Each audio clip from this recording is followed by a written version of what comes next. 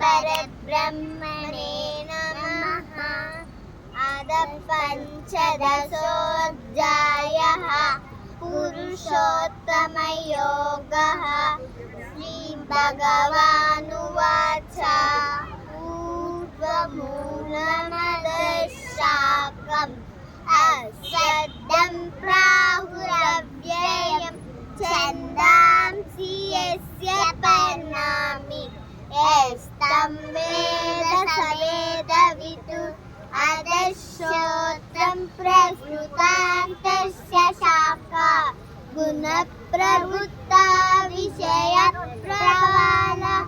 अधस्य मूलान्यनुसन्ततानि कर्मानुबन्धीनि मनुष्यलोके न रूपमस्येह तदुपलभ्यते। नादो न चाते न च सम्प्रतिष्ठा। अश्वत्थमेनं सुविरूढमूलम् असंज्ञशस्त्रेण कृतेन चित्वा ततः पदं तत्परिमार्गितव्यम्। यस्मिन् गता न निवर्तन्ति भूयः तमेव चाद्य पुरुषं प्रपद्ये। यतः प्रवृत्तिः प्रसृता पुराणी निर्माणमोह इतसङ्गदोष। अज्ञात्मनित्य विनिरुद्धकामं द्वन्द्वैर्विमुक्त सुखदुःखसंज्ञे गच्छन्त्यमूलपदमव्ययं तत् न तद्भासयते सूर्यः न शशाङ्को न पावकः। यद्यत्वा न निवर्तन्ते तद्धाम परमं मम। ममैवांसो जीवलोके जीवभूतस्तनातनः। मनःसहस्राणीन्द्रियाणि प्रकृतिस्थानि कर्षति शरीरं यतवाप्नोति।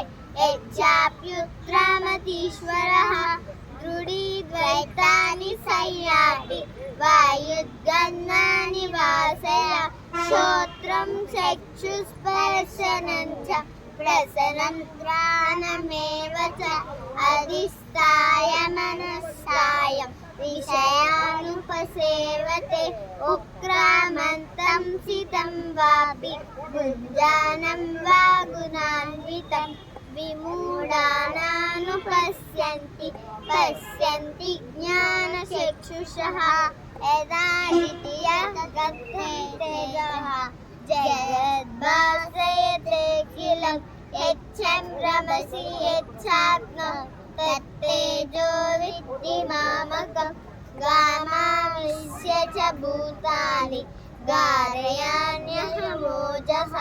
पुष्णामि चौषधी सर्वा सोमो भूत्वा सनात्मकः। अहं वैश्वानरो भूत्वा प्राणिनां देहमाश्रितः। प्राणापानसमायुक्तः पचाम्यन्नं चतुर्विधम्। पुष्णामि चौषधी सर्वा सोमो भूत्वा सनात्मकः। अहं वैश्वानरो भूत्वा प्राणिनां देहमाश्रितः।